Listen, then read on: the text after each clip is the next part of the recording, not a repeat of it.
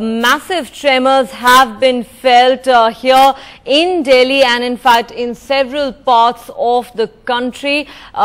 It seems there has been a very strong earthquake lasting well over 40-50 seconds, and there on your TV screens you can see pictures of our Delhi studio here where the windows rattled and everything shook for what appeared to be a really long time, a minute perhaps or longer.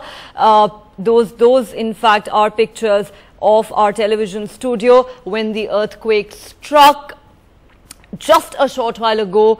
Everything here seemed to be shaking. The windows here rattled for a very, very long time. That ended some time back.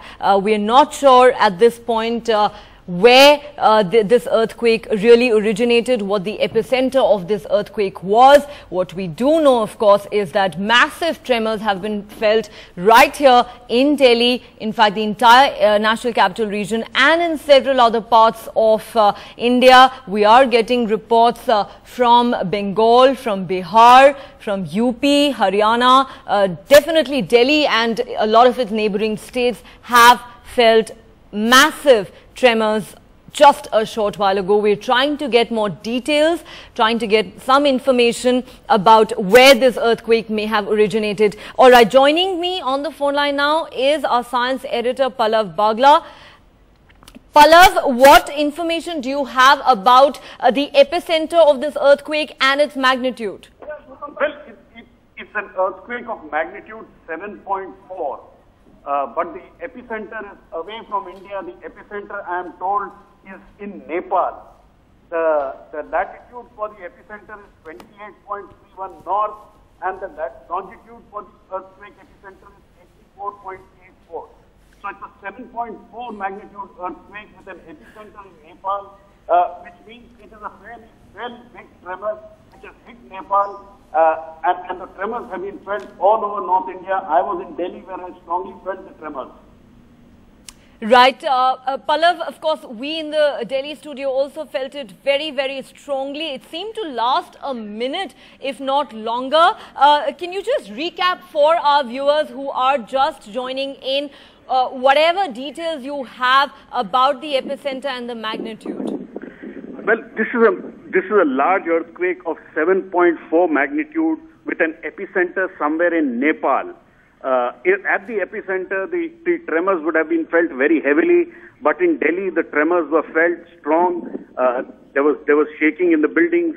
The place where I am in East Delhi, the building was shaking. People came out on the streets, but it lasted for about over a minute.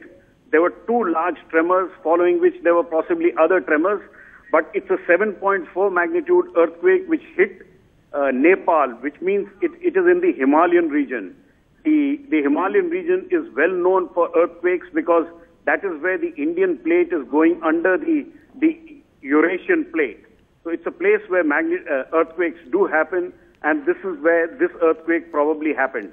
The epicenter is somewhere in Nepal. I have with me what is only the latitude and longitude of the epicenter, which is 28.31 degrees north latitude and 84.84 degrees east longitude as the epicenter of the earthquake. Right. Pallav, you're saying that the epicenter was in Nepal, but it really seemed to be so strong. Tremors were felt in large parts of India, including right here in the capital. Do we know what the situation is like at the moment? Are the tremors still being felt in any parts, or is it for now over? See, an earthquake of this magnitude will always have aftershocks. Anything above 6 magnitude earthquake causes damage in the area where the epicenter is. So 7.4 magnitude earthquake in Nepal would have caused damage there. But the tremors and the energy which is dissipated in an earthquake can travel very, very far, which is why even though Delhi is a few hundred kilometers away from Nepal, the tremors were felt as far away as Delhi. Right. Pallav, if you could recap for our viewers the kind of safety measures that really need to be adopted in a situation like this. We often talk about the protocol that needs to be followed, but tend to forget in such situations. Well, the protocol to be followed is different for different locations. If you're in a building and if you're in a low-rise building, then the protocol to be followed is that you run out and go into the open area. It is said that earthquakes don't kill, it is buildings which kill. So if buildings are not made earthquake-proof, earthquake-resistant, it is buildings which collapse and kill people. So the best way is to come out into the open area. But if you are in a high-rise building, which is where many places in Gurgaon, Noida, in Delhi are, then they say you go under a table, cover yourself, hold the table or the chair or whatever so that things which fall don't fall on you and injure you, or go into a corner. These are areas which are considered safe, and definitely don't take a lift, don't run downstairs if you're in a high-rise building. Those are some of the protocols which are said for when an earthquake strikes. It seems the big massive earthquake is over because it happened at 11:40 a.m. India time. It was a 7.4 magnitude earthquake with an epicenter in Nepal.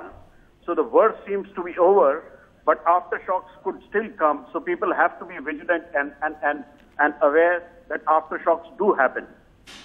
Right, you're saying when an earthquake is of such magnitude, Pallav, it is to be expected that there will be aftershocks, there will be more tremors. Now, we are getting reports that people in many parts, especially here in the National Capital Region, rush out of their homes, especially those living in skyscrapers who perhaps felt it the most, have rushed out of their homes.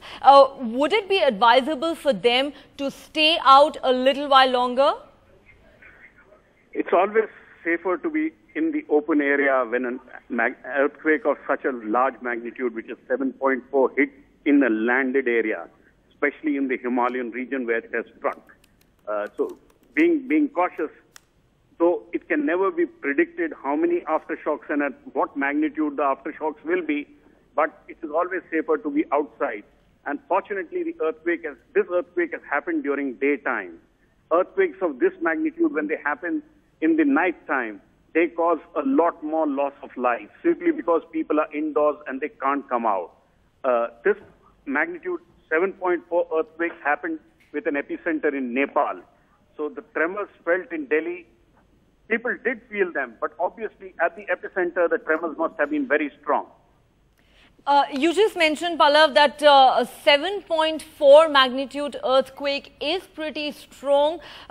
Give us a sense, really, of what such a magnitude really means, going by some past cases.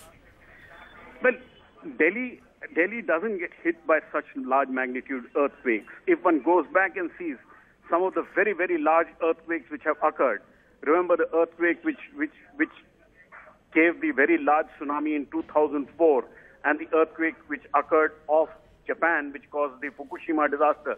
Those were mega earthquakes of magnitude 9 and above. The scale on which earthquake magnitudes are measured are logarithmic scales. So between a 7 and an 8 magnitude earthquake, there is a 1,000-fold difference in energy. So a 9 magnitude earthquake causes a huge amount of damage, like what we once saw during the tsunami which occurred in 2004.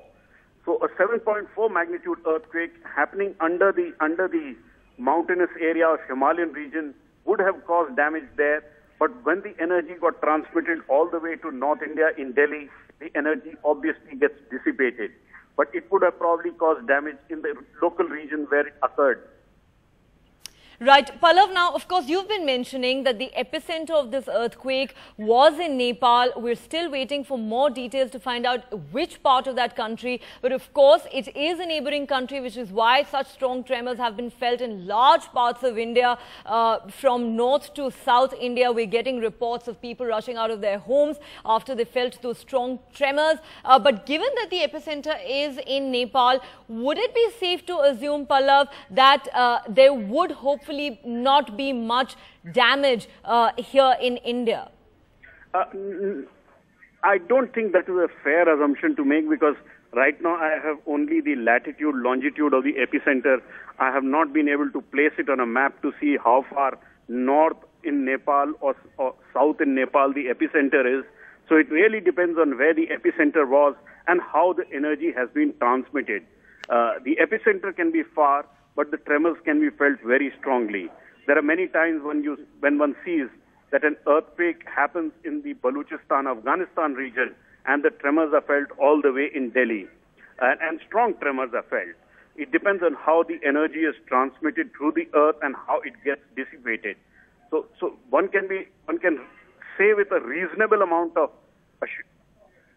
feeling that at the epicenter there should have been some damage, but in Delhi, as of now, in the location where I am, I don't see damage, and people have started getting back to their work as they were.